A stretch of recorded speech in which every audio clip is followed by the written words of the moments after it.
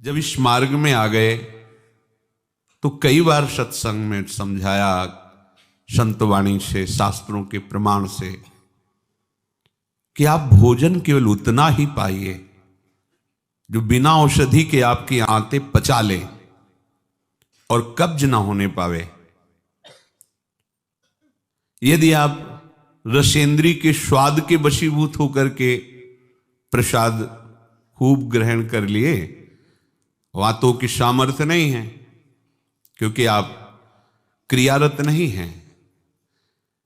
अब अभी आपको 8-10 घंटे बराबर क्रिया करनी हो तो पच जाएगा गरिष्ठ पदार्थ, पर आपको क्रिया तो करना नहीं है। ऐसी रसेंद्री के स्वाद के वशीभूत होकर अधिक प्रसाद पालेंगे तो आपसे दिनचर्या नहीं होगी, उदास रहेगा मन। कब्ज होने पर भजन में रुचि नहीं रहती, कब्ज होने पर प्रमाद स्थिति रहती है। इसलिए साधक किसी औषधि से कब्ज निवारण का उपाय नहीं है। ये बहुत सावधानी की जरूरत है। ये बिल्कुल सहज सरल बात आपको बता रहे हैं। यदि कब्ज रहित होना है तो प्रातः काल उठ करके सबसे पहले भगवद स्मरण, गुरुदेव को प्रणाम, वृंदावन को प्रणाम, संतों का स्मरण, फिर पानी को गर्म कीजिए। आधा लीटर, पौन लीटर, 1 लीटर, 1.25 लीटर, जितनी तुम्हारी पीने की सामर्थ्य है। रुचि नहीं कह रहे, पी सकते हो। ऐसा गर्म नहीं, चाय जैसा, हल्का गर्म करके और वज्रासन में बैठ करके आराम आराम से पीजिए। 15 मिनट वज्रासन में बैठकर धीरे धीरे पीजिए। थोड़ा टहलिए उस पानी पीने के बाद, फिर सो जाइए। आप अगर 1-2 दिन की बात हो तो आप कि चलो हमें वहां लघु शंका जाना पड़ेगा, पानी नहीं पीते हैं, तो आप बीमार हो जाएंगे। आंतों को जरूरत है मल रहित होने की, नहीं वो इतनी हीट पैदा करेंगे कि आपके गुदाद्वार में रोग हो जाएगा, आपको गैस बनने लगेगी, एसिडिटी, आपको कई परेशानियां आ जाएंगी। फिर आप भजन क्या करेंगे, सत्संग क्या सुनेंगे? साधु की, उपासक की, साधक की एक दिनचर्या होती है। ऐसा नहीं होता कि मनमानी आचरण। आपकी दिनचर्या सही नहीं तो आपका भजन कहां से सही होगा? आपका जब पेट साफ रहेगा तो आप आराम से प्रसन्न मुद्रा में भजन कर सकते हैं। आपकी आंतों की सामर्थ्य समोसा, चटनी और ये मूंग का हलवा, ये विविध प्रकार के पदार्थ पचाने की नहीं है। ये उनकी है जो बहुत मेहनत करते हैं, किसान हैं, सेवा कार्यरत हैं। आपको तो बस मूंग की दाल या घिया की सब्जी और 2 रोटी प्राण पोषण के लिए चाहिए। प्रसाद पाने के बाद आपको लगे कि मैं अभी 2 रोटी पा सकता हूं, इतने में बंद कर दो, क्योंकि हमें पानी भी इसमें डालना है, वायु के लिए भी खाली रखना है, पूरा यहां से नहीं ठांस लेना है। इसके बाद तुम घूमो वैद्यों के पास कि कब्ज है, पेट में गर्मी है, धातु रोग हो गया है, ये सब लक्षण तुम्हारी प्रमाद स्थिति के हैं। मनमानी आचरण। भागवतिक सत्संग के साथ साथ आपकी शारीरिक दिनचर्या के भी सत्संग हुए हैं। ऐसा नहीं कि ऐसी बात पहली बार बता रहे हैं। कब्ज रहेगा तो स्वाभाविक वीर्यपात हो जाएगा। आप गलती के आचरण करेंगे तो नस नाड़ियां इतनी शिथिल हो जाएंगी कि बिना किसी प्रयास के वीर्यपात हो जाएगा। नाना प्रकार की मन की जो वृत्तियां हैं उनको रोकने के लिए पहले हमें थोड़ा शरीर को स्वस्थ रखना है। स्वस्थ रखने का मतलब चर्बी बढ़ाना नहीं है। हल्का भोजन, साधक हो आप, प्रभु के भोग में सब कुछ बन रहा है, वो पा रहे हैं, उनकी महिमा है। हम इतना ले लेते हैं, प्रसाद भी हो गया, अपना जीवन यापन करते हुए भजन कर रहे हैं। कम भोजन, बिल्कुल कम नहीं, पर कम भोजन, ये हमारी आध्यात्मिक शक्ति को बढ़ाता है। अधिक भोजन, सात्विक हो तो भी तमोगुण बन जाता है। दूध सात्विक है, आप थोड़ा लेंगे सतोगुण प्रकट करेगा, और आप अधिक मात्रा में ले लेंगे, वही सतोगुण बढ़ाने वाला तमोगुण बढ़ा देगा, प्रमाद स्थिति ला देगा। पेट साफ नहीं हुआ और डालते चले जा रहे हो तो क्या होगा? हाथों में वो जलन, ताप ऐसा पैदा होगा कि प्लास्टिक की तरह कड़ा हो जाएगा मल, और वही आपके फिर गुदाद्वार रोग और भी कई तरह के रोग। आप समझते नहीं। अरे भजन करने के लिए हमें जो अध्यात्म में चलना है, हमारी ये शरीर रूपी गाड़ी स्वस्थ होनी चाहिए।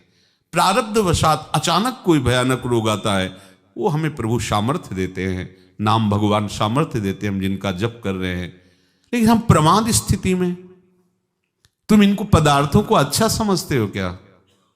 प्राण पोषण के लिए केवल जरूरत है, और ऐसा मत समझे कि अच्छे पदार्थ खा रहे।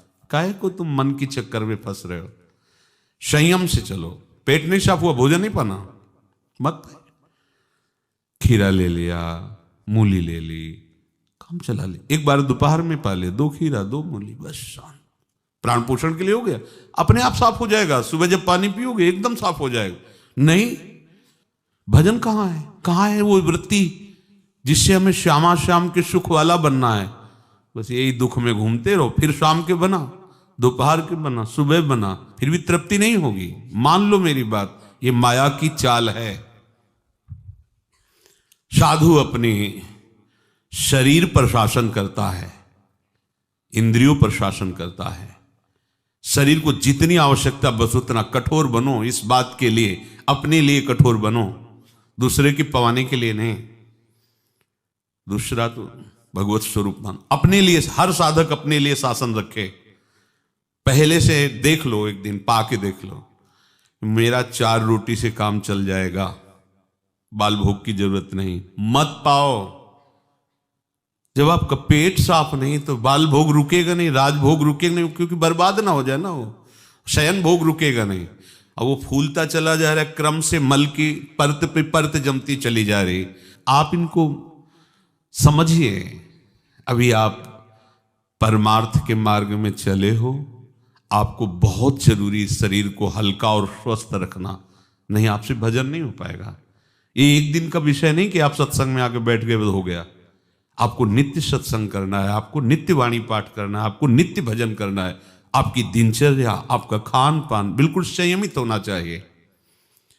देखो, यदि आप गंदी बातें करोगे, गंदी हरकतें करोगे, तो विश्व में कोई ऐसा वैद्य नहीं कि आपको ब्रह्मचारी दवा से बना दे।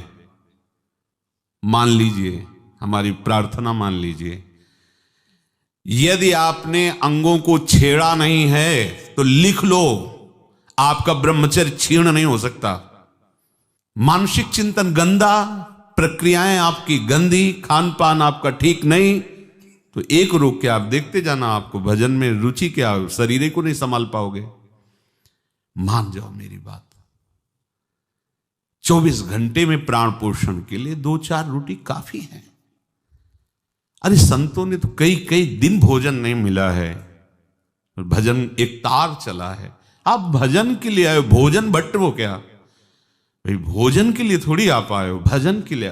सृष्टि में किसी भी पदार्थ की कमी नहीं, माया रचित है, वो ऐसे बढ़ते चले जाएंगे। अपने को एक सीमा रखनी खान पान की। एक नए साधक को देखा कि भोजन पाने के समय एक रस्सी में गांठ बांधे हुए थे, इधर और इधर, और जब उसी गांठ से गांठ ऐसे फिट करके बांध लिया भोजन पाने के पहले। बस जहां पाए तो रस्सी टाइट, जहां रस्सी टाइट हुई तो बस छोड़ दिया, भोजन में ही छोड़ दिया ऐसे। फिर कोई कितना भी प्रयास करो नहीं पाते था। ये बाहर है, आंतरिक जितेंद्रियता की बात नहीं, इसकी जरूरत नहीं रस्सी की पेट में बांधने की, पर अच्छा लगा। प्रारंभिक स्थिति में ठीक है कि हाँ जहां टाइट होगा तुम खोल, मतलब बंद कर देंगे, तो उसे पहले ही देख लो कि हमें इतना पाना। ये जहर है और ये जीवन है, दोनों बात समझो। अधिक पौष्टिक पदार्थ आपको ब्रह्मचर्य नहीं रहने देगा। अधिक पौष्टिक पदार्थ आपकी आंतें खराब हो जाएंगी, पच नहीं पाएगा, क्योंकि आपसे सेवा नहीं होती। अगर 8-10 घंटे पसीना वाली सेवा हो कि फावड़ा चल रहा है, आप हल जोत रहे हैं, बड़ी मेहनत कर रहे हैं, दौड़ भाग हो रही, चलता रहेगा, आप पाइए पच जाएगा। अब आपको सेवाएं हैं नहीं, आप मनमानी रसेंद्री की तृप्ति के लिए, ये शरीर तो पंच भौतिक ही है ना। उचित आहार कितनी बार समझाएं। जैसे भोजन आवश्यक है वैसे ही जल आवश्यक है, उतना वायु। ये पेट बना हुआ एक थैली है, तुम नहीं हो पेट, तुम नहीं हो रसेंद्री, तुम नहीं हो भोक्ता। काहे को मूर्खतावश ये जो शरीर रूपी गाड़ी मिली इसको नष्ट कर रहे हो और अपनी यात्रा को रोक रहे हो। इसका एक सिद्धांत है, एक हिस्सा अन्न, एक हिस्सा पानी और आधा हिस्सा वायु के लिए रहने दीजिए। ऐसे रखा जाता है, तभी आप देखना ऊर्जा शक्ति आपकी बढ़ेगी, भजन की वृत्ति बनेगी आपकी। अब यहां चारों हिस्सा में अन्न भरा हुआ है और ऊपर से पानी, रुचि नहीं है पीने की, क्योंकि वो अंदर ऐसा जहर बनता चला जा रहा है। जल जब जाता है तो लघु शंका के द्वारा बहुत से ऐसे पदार्थ है जो हमारे शरीर को हानि करने वाले, उनको निकालता है जल। मल की आंतों में जाकर मलाशय में वो मल को गीला करके निकालने की चेष्टा करता है। अब हम भजन को तो देख नहीं रहे हो, भोजन को देख रहे हैं। इस समय ये प्रार्थना मान लीजिए, आपका जीवन स्वस्थ होना चाहिए। अचानक कोई असाध्य रोग आता है तो भगवान सामर्थ्य देते हैं, पर आप खुद अपना नाश कर रहे हैं। अधिक भोजन करने वाला, स्थूल प्राण वाला, चंचल मन वाला कभी भजन में नहीं रुचि हो सकती। सूक्ष्म भोजन वाला, सूक्ष्म प्राण वाला, सूक्ष्म मन वाला भजन करता है। मान लीजिए आप लोग पता नहीं इतने भोजन के पीछे क्यों पड़े हैं। आपके पेट में कब्ज 2 दिन उपवास रहे, नहीं पाना है भाई, नहीं जगह है, पानी पानी अपने आप साफ हो जाएगा। नहीं, भोजन तीनों टाइम डालना है। ऐसी कोई औषधि बनी है क्या कि आप कुपथ्य करते रहो, मनमानी आचरण करते रहो, आप ठीक हो जाओ? अगर बाई चांस किसी को ऐसा कब्ज है तो बताया है आपको, इस वर्षों सेवन की हुई औषधि, जब कभी ऐसा लगा तो छोटी हर 1 चम्मच और 1 चम्मच इसबगोल की भूसी उसमें मिला लीजिए। शाम के 200 ग्राम 250 ग्राम गुनगुना दूध से ले लीजिए। ये ऐसी है कि आपको बार बार परेशान नहीं करेगी, पर ये धीरे से आपके कब्ज को, क्रम को नष्ट कर देगी। जो अंदर बना हुआ कब्ज है वो धीरे धीरे कई दिनों तक बराबर लेते रहिए। पकवान, गरिष्ठ पदार्थ ये उपासक के लिए वैसे ही अनुकूल नहीं, भले कब्ज ना होती तो भी अनुकूल नहीं। आप मूंग का हलवा पाएंगे, आप बादाम पिस्ता पड़े हुए पदार्थ पाएंगे, आप भजन करेंगे। कैसे, मतलब क्या केवल रसेंद्री की तृप्ति ही हमारा उद्देश्य है क्या? कैसे तुम्हें ये बात अच्छी लगती है कि हमें पदार्थ भरपेट पाने? अरे हमें भरपेट भजन करना है। अब वो तो देखने को नहीं मिलती वो बात जो पुराने साधकों में एक जलन होती है, एक ताप होता है भगवत प्राप्ति के लिए। हर समय भजन के लिए व्याकुल रहता है, उपाय करता रहता है, नई नई युक्तियां सोचता है भजन के लिए। और हम नई नई युक्तियां सोचते हैं भोजन के लिए। आज ये कब तक खाते रहोगे? शरीर को कब तक पोषित करते रहोगे? मरेगा, नष्ट होगा। जिस काम के लिए है वो काम बना लो। ये तुम्हारा शरीर नहीं है, तुम शरीर नहीं हो, ये नष्ट होगा, मान लीजिए। आप यदि गलत क्रिया नहीं कर रहे हैं और आपका पेट साफ है तो विश्वास मानो, ये ब्रह्मचर्य वो चीज नहीं कि स्वाभाविक नष्ट होती जाए। जिनको ये है कि होती है, तो यदि 8 दिन में आपने नष्ट किया है और अब आप रोकना चाहते हैं तो वर्षों आप नहीं रोक सकते। वो 8 दिन 10 दिन के अंतर्गत नष्ट होगा, स्वाभाविक नष्ट होगा। अगर आप छेड़ेंगे नहीं तो धीरे धीरे अंतराय बनता चला जाएगा, एक दिन आप ब्रह्मचारी हो जाएंगे। अगर आप कोई ऐसी गलत क्रिया करते हैं, गलत आहार करते हैं, तो ही ऐसा है। नहीं, ये कोई ऐसी नहीं कि स्वाभाविक प्रवाहित होता रहे, ऐसा नहीं। ये आपकी गलती का परिणाम है। आपने बहुत ही गलत कार्य किए, अपने ऊपर गलत किया, इसीलिए आपकी ये दुर्दशा है कि आपकी धातु जाते। ये धातु रोग जानते हो किनको होते हैं? विषयी पुरुष को, पामरों को, जो नीच प्रकृति से नीच क्रियाएं करते हैं। ऐसे ये धातु कोई ऐसी चीज थोड़ी कि स्वाभाविक निकल जाती है, ऐसा नहीं है। एक मनोवाह नाड़ी है अंदर। भीष्म पितामह जी परम ब्रह्मचारी हैं, वो वर्णन करते हैं। अगर उसको ताप नहीं पहुंचा मनोवाह नाड़ी को तो वीरपात हो ही नहीं सकता। ये तभी पात होता है जब उसका ताप की 2 प्रक्रियाएं, पहला चिंतन, दूसरी क्रिया। अगर आपने कामाशक्त होकर चिंतन किया तो कामाग्नि मनोवाह नाड़ी को ताप से युक्त कर देगी। अब वो क्रिया हो ना हो, वो आपका नष्ट हो जाएगा। आपने कोई क्रिया की तो नष्ट हो जाएगा, नहीं कोई सवाल ही नहीं उठता।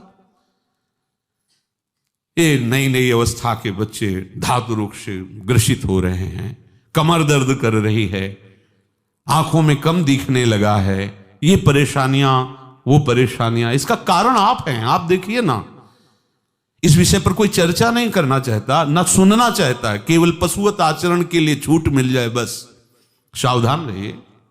ये जीवन खिलवाड़ नहीं, चाहे आप गृहस्थ हो चाहे विरक्त हो। ये जो ब्रह्मचर्य है ये आपको अच्छा गृहस्थ बनाएगा, ये ब्रह्मचर्य आपको अच्छा उपासक बनाएगा। अगर आप इसको यूं ही छीण करते रहे, चाहे गृहस्थ हो या विरक्त हो, तो आप किसी काम के नहीं रह जाएंगे। ध्यान रखना, किसी काम के नहीं रहे। कुछ दिनों के बाद आपके शरीर में जगह जगह पीड़ाएं होने लगेंगी, चिंतन आपका सामर्थ्यशाली नहीं रह जाएगा, स्मृति शक्ति आपकी लोप होने लगेगी, और जिसे आज की भाषा में डिप्रेशन कहते हैं उसके शिकार हो जाओगे। देख लेना, आप देख लेना, मान लेना। ब्रह्मचर्य ऐसी सामर्थ्यशाली, एक बार श्लोक बोलो कंठस्थ हो जाएगा। अगर शरीर स्वस्थ है, कोई अन्य औषधियां या अन्य इस तरह के विकारात्मक पदार्थ अंदर नहीं जाते, और ब्रह्मचारी तो एक बार पूरी बात बोल लो, चाहे जब सुन लेना हो, जीवन में सुनाई दे देगी। आपको स्मृति नहीं, प्रभु की स्मृति नहीं, आपको अपनी दिनचर्या की स्मृति नहीं। साधक का दर्शन मात्र सुख प्रदान करता है। कैसा स्वरूप होता जा रहा है, कैसी आपकी भावना बनती जा रही, कैसी आपकी दिनचर्या होती जा रही, कभी लौट कर देखो ना अपने जीवन में। सबसे प्रार्थना है, केवल प्राण पोषण के लिए ही भोजन है, स्वाद के लिए नहीं है। ये इंद्रियों के विषयों में मत फंसो। कुछ दिन तो आप ऐसा करके देखो। अब ऐसा भी नहीं कि हट करके आप शरीर को नष्ट करने वाला चेष्टा शुरू कर दो, वही आधी रोटी पाएंगे या ऐसा नहीं, तो कई दिन चलेगा। युक्ताहार विहार से उचित भोजन करो। कई बार कहा है, शरीर को यदि कमजोरी महसूस हो रही तो दूध ले लिया, नहीं महसूस हो रही तो हाथ जोड़ दिया। नहीं, आवश्यकता नहीं, जब होगी तो ले लेंगे, घर ही तो है ना। आवश्यकता है फल ले लीजिए, नहीं आवश्यकता है नहीं डालेंगे शरीर में। फल क्यों डालें, जरूरत नहीं तो हम क्यों डालें। जितनी आवश्यकता उतना भोजन पाया, नहीं तो राधे श्याम और पाइए आप। हमारा एक बार से काम चल जाता है, भोजन से नहीं पाना 3 बार बाल भोग राजभोग, सब क्यों आप इस पे परेशान हो रहे। ऐसी ये दिनचर्या आप लोगों की कोई भी हो ठीक नहीं है। आप भगवदाकार वृत्ति नहीं कर पाएंगे।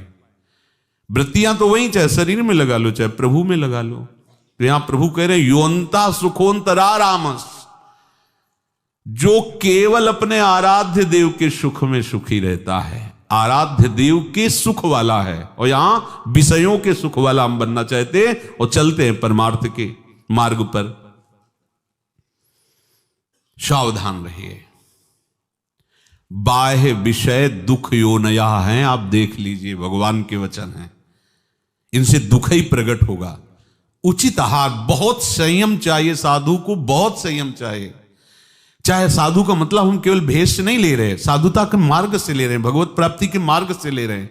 ये आहार विष भी है और अमृत भी है, दोनों बातें जान लीजिए।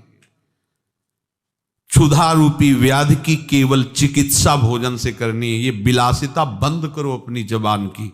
बनने को सृष्टि में सब कुछ है, सब कुछ के भोक्ता हो क्या तुम? ऐसे श्री जी की रसोई में सब कुछ बन रहा है, तुम सबके भोक्ता हो क्या? प्रसाद में वो देखा जो हमारी आते पचा सकती, थोड़ा डालो, रात दिन भजन में रहो। जो अधिक भोजन करने वाला है वो मानसिक निरंतर नाम जप नहीं कर सकता, पक्का नहीं कर सकता। बातें बनाने से नहीं होती, जब मार्ग में चला जाता है तब पता चलता है। अगर आप अभी सावधान नहीं हुए तो आगे चलकर आपका शरीर और गिरेगा अवस्थागत, और भी रोग आ सकते हैं। फिर आप क्या करेंगे? मन प्रभु में नहीं लगाए तो फिर आप क्या करेंगे? गया ना जीवन। हमें वर्तमान में अपनी साधना का फल देखना है। आगे भगवत प्राप्ति होगी, प्रेम में डूबेंगे, वो प्रभु जाने। हमें वर्तमान में ये फल देखना है कि मेरा हर समय भजन होता है कि नहीं होता। जो उपासक केवल भगवत सुख में मगन रहता है, हमारा सबसे बड़ा साधन का फल है स्मृति। निरंतर हमारा चिंतन, चेष्टाएं, मनन, कथन, श्रवण मेरे प्रभु का ही होता है कि नहीं। प्रमाद स्थिति वाला कर सकता है। पेट बढ़ता चला जा रहा है, चर्बी शरीर की बढ़ रही, उठने झुकने में परेशानी, भजन करोगे? ये ऐसा क्यों हो रहा है? बिना आहार के हो रहा है क्या? अभी चलो आप ठीक से, अभी सूख जाओगे, अपने आप सही हो जाओगे, तुमको कोई दवा खाने की जरूरत नहीं है। आपका तप बढ़ेगा, आपकी पवित्रता बढ़ेगी, आपका तेज बढ़ेगा, आपका भजन बढ़ेगा। अल्पाहार करो, शांत प्रसन्न रहोगे। देखो ना, जब पेट साफ हो और शरीर स्वस्थ हो, शांत एकदम, मन बुद्धि एकदम सतोगुण में स्थित है, आनंद आ रहा है, 2 रोटी दोपहर के ले ली, 2 रोटी शाम के ले ली, खूब भजन करो। बनने को कुछ भी बने, यही तो खास बात है। हर वस्तु उपस्थित है, लेकिन आपको केवल अपने जीवन पोषण के लिए लेना है। यह थोड़ी कि सब कुछ है। यही आपकी जितेंद्रियता की परीक्षा है। जो अच्छे पदार्थ बने उनकी अच्छी भावना मत रखो, वो तुम्हारे भजन के नाश का कारण बनेंगे। ये हम अनुभव की बात कहते हैं। थोड़ा ले लिया, कभी बाई चांस वाली बात अलग है। थोड़ा गुलाब जामुन बट रहे, 1 रख, मन कह रहा 20, 1 रख दीजिए, बस। पहली बार कह दिया, अब दोबारा हमसे मत पूछना। कोई पदार्थ थोड़ा रख लिया। आप ये बात को समझो, ये प्रवचन में कहने की बातें नहीं, पर इसलिए समझा रहे कि जैसे घर के सदस्यों को तो ऐसे हम आपको बता रहे, घर के सदस्य जैसे, ये बहुत आवश्यक है। ये भोजन जहर भी है, अमृत भी है, दोनों बातें समझ लो। ये आपका जो समय बर्बाद हो रहा है ना, नींद, प्रमाद स्थिति, निरंतर भगवदाकार वृत्ति ना रहना, ये सब इसका मूल कारण आपका आहार है। कई दिन भोजन नहीं मिलता साधुओं को, ऐसा नहीं कि ऐसे कहीं डाउन मिले, ऐसा नहीं होता। उनका सिंहवत स्वभाव रहता है, क्योंकि संयम, साधु का अस्त्र संयम है, उपासक का अस्त्र संयम है। मान लो आप लोग संयम के मार्ग पर चल रहे हो, उतना केवल भोजन आज से पाओ। हमारी प्रार्थना मान लो, आज्ञा मान लो, उतना पाओ। सेवा में तुम्हें थकान न महसूस हो, प्रमाद स्थिति न हो, पेट में कब्ज न हो और मन प्रमाद में स्थित न हो। सूखी रोटी और दाल पाने वाले का मन काम चिंतन नहीं करता, ध्यान रखना। वो हलवा, पूड़ी, कचौड़ी, रसगुल्ला खा के देख लो, अगर काम चिंतन ना हो तो हमें बताना। ये प्रवचन पर्सनल है, आपके लिए है, अपने लिए है। इसको धारण करो, तभी आगे बढ़ोगे। आप खान पान अपना ठीक नहीं रखेंगे तो साधना आपकी नहीं बनेगी, आप निराश हो जाएंगे भगवत मार्ग से। और प्रमाद स्थिति जरूर आ जाएगी अच्छे पदार्थ पाने वाले को। आप चैन से सो नहीं सकते, इंद्रियां आपको सोने नहीं देंगी। थोड़ा सा तो आप इस बात को समझिए, आप किस मार्ग के पथिक हैं। आप अच्छे पदार्थ पाएंगे और चैन से सो जाएंगे, ऐसा कैसे हो सकता है? इंद्रियां बहुत बलवान इंद्री ग्रामो विद्वानमपि कर सती, बड़े बड़े ज्ञानियों और विद्वानों को भी भ्रष्ट कर दे वो इंद्रियां, प्रमथन स्वभाव वाली। और आप रसगुल्ला और हलवा खा करके सोचते हैं कि हम अपनी इंद्रियों पर विजय प्राप्त कर लें। कभी थोड़ा